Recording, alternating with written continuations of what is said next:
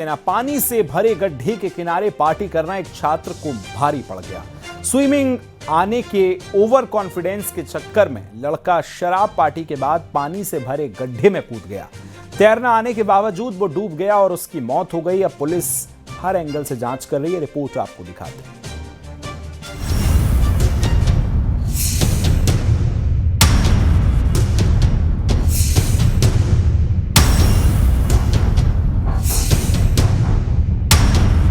नोएडा के सेक्टर 94 स्थित एक हाईराइज बिल्डिंग के पीछे बड़ा हादसा हुआ है। बुधवार शाम करीब 4 बजे यहां बेसमेंट के लिए खोदे गए गड्ढे में नहाते समय हर्षित भट्ट नाम का छात्र डूब गया। अपने 3 दोस्तों के साथ पहले शराब पार्टी की और गड्ढे में भरे पानी में नहाने कूद गया, लेकिन गड्ढे में दलदल की वजह से छात्र हर्षित फंसता चला गया। तीनों दोस्तों ने हर्षित को बचाने की पूरी कोशिश की, लेकिन बचा नहीं पाया। दोस्तों ने आवाज लगाई, पुलिस को फोन किया, लेकिन हर्षित को बचाया नहीं जा सका। आवाज सुनकर पहुंचे शख्स ने भी हर्षित को बचाने की पूरी कोशिश की।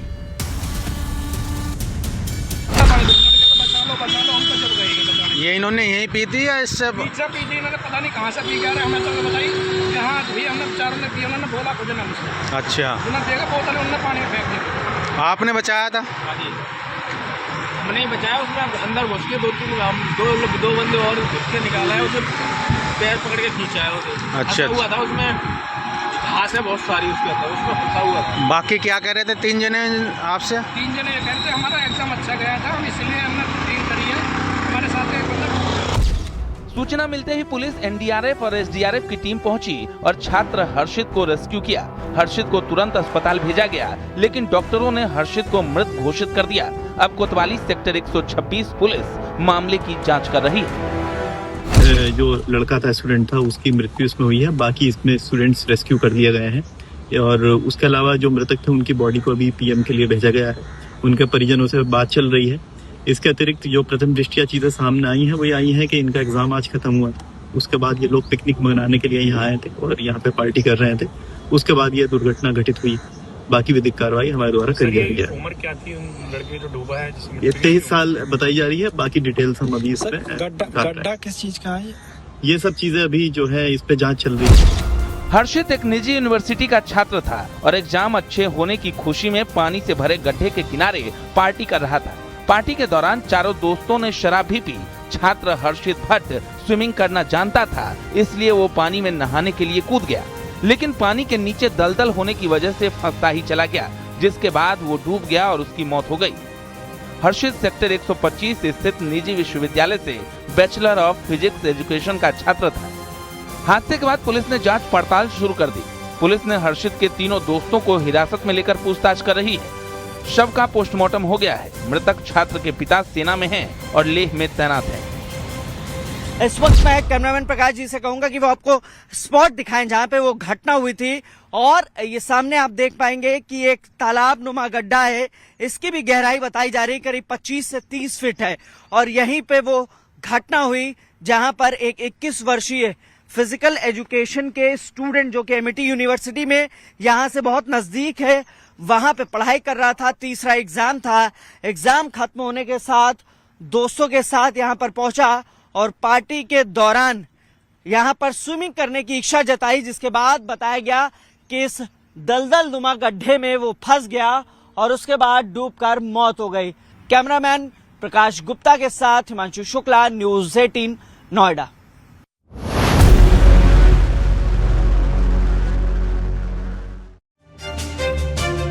वीडियो गेम खेलने के मामूली विवाद में एक नाबालिग छात्रा ने दूसरे नाबालिग की चाकुओं से वार कर हत्या कर दी। मामला 2 संप्रदाय से जुड़े होने के कारण तनाव बढ़ गया। अब पुलिस कार्रवाई करने में जुटी है। क्या है पूरा मामला, रिपोर्ट में आपको दिखा रहे हैं।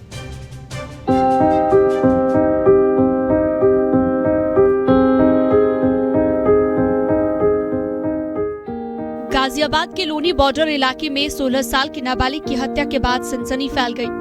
तस्वीरें मृतक छात्र फैजान के घर की हैं, जहां पर मातम पसरा हुआ है। परिवार वालों का रो रो कर बुरा हाल है।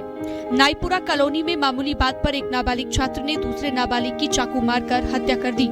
वीडियो गेम खेलने के दौरान विवाद हुआ और 14 साल के नाबालिग ने 16 साल के नाबालिग फैजान पर ताबड़तोड़ चाकू से हमला कर दिया।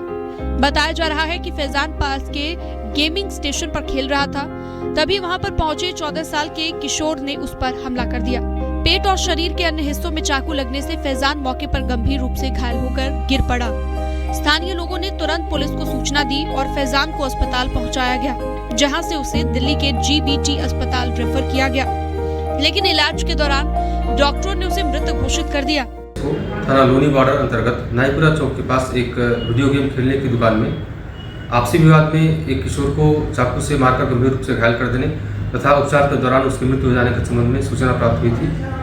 इसमें मृतक के भाई की तर्जी के आधार पर थाना लोनी बॉर्डर पर मुकदमा दर्ज किया गया है तथा घटना में शामिल 2 बाल अपचारी जो है उनको अभिरक्षा में लिया गया है।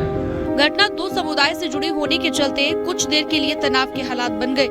हालांकि पुलिस के अधिकारियों ने मौके पर पहुंचकर हालात को संभाल लिया। मृतकों के परिजनों का आरोप है कि दोनों के बीच पहले भी गेम को लेकर विवाद होता था। पुलिस का कहना है कि घटना के वक्त कोई विवाद नहीं हुआ, आरोपी पहले से ही हमले की योजना बनाकर आया था। फैजान की मौत की खबर मिलते ही परिवार में कोहराम मच गया। मृतक फैजान 3री कक्षा तक पढ़ा था। इसके बाद पढ़ाई छोड़कर ठेले पर काम कर रहा था।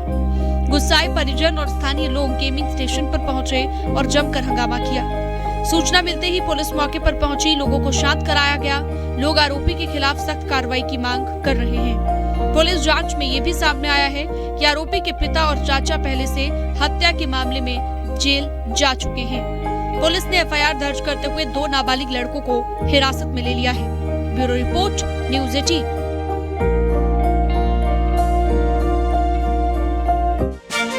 और इसी बीच बड़ी खबर मिल रही है। फतेहपुर में न्यूज़ 18 की खबर का बड़ा असर होगा है। लड़की से छेड़छाड़ करने वाला आरोपी गिरफ्तार कर लिया गया है। बीच सड़क पर लड़की से छेड़छाड़ ये कर रहा था। लड़की को जबरन बाइक पर बैठाने की कोशिश की थी। पुलिस ने आरोपी अमन सैयद को गिरफ्तार किया है। थाना कोतवाली के आबू नगर का यह पूरा मामला बताया जा रहा है।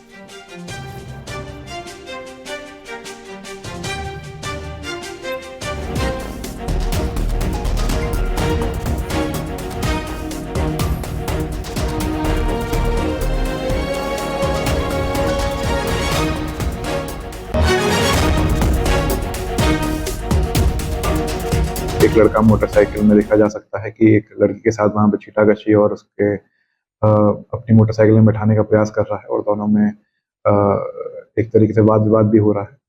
तुरंत संज्ञान लेते हुए इसमें कोतवाली की जो हमारी पुलिस है उसने इसमें मुकदमा पंजीकृत किया है और जो इसमें अभियुक्त है जो उसमें वीडियो में दिख रहा है उसको गिरफ्तार करके इसमें अग्रिम कार्रवाई की जा रही है। 2 तस्वीरें आप देख रहे हैं किस तरह से। ये देखिए, आरोपी बीच सड़क पर एक लड़की को जबरदस्ती करता है, उसके साथ बाइक पर बैठने की कोशिश करता है, उसको खींचता है। लोग वहां खड़े होते हैं, लेकिन इसी बीच पुलिस इस पूरे मामले पर अब एक्शन लेती है। न्यूज़ 18 की खबर पर मुहर लगाती है और इस आरोपी को गिरफ्तार कर लेती है, जिससे अब पूछताछ की जा रही है।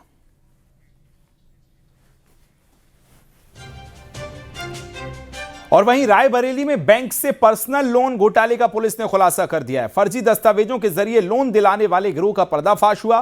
पुलिस ने राणा नगर से 5 आरोपियों को गिरफ्तार किया, जिनमें 2 महिलाएं भी शामिल हैं।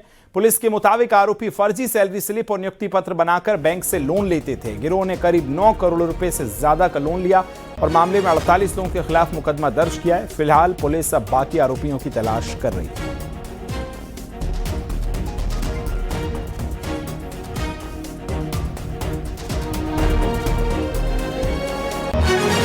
इनका बेसिक मोडस ऑपरेंडी ये है कि एक फर्जी डिटेल के साथ फेक एक सैलरी अकाउंट बनाते हैं, उसमें इंस्टॉलमेंट्स में कुछ महीनों तक पैसे डालते हैं दूसरे अकाउंट से, जो जिसका नाम ट्रेजर करके होता है, जो एक दिखाता है कि प्रदर्शित करता है छद्म रूप से कि वो ट्रेजरी से इनको पैसा आ रहा है। तो उनके एक सरकारी कर्मचारी का एक छद्म वेश देकर फिर उसमें उनके अकाउंट पे ये लोग लोन कराते हैं और फिर पैसा लेके गबन कर जाते हैं। तो इसी तरह से इस पूरे मोडस ऑपरेंडी का वर्कआउट करते हुए इन अपराध का खुलासा किया गया। और इसी बीच हापुड़ से बड़ी खबर मिल रही है, जहां घर में घुसकर युवती के साथ रेप करने के बाद फरार आरोपी नितिन को पुलिस ने गिरफ्तार कर लिया है। थाना सिंभावली क्षेत्र में आरोपी ने जबरन घर में घुसकर वारदात को अंजाम दिया था, जिसमें पीड़िता के परिजनों ने सख्त कार्रवाई की मांग की थी। पुलिस ने तुरंत मुकदमा दर्ज करते हुए आरोपी की तलाश शुरू की और उसे पकड़ लिया। फिलहाल आरोपी को गिरफ्तार कर जेल भेज दिया गया है।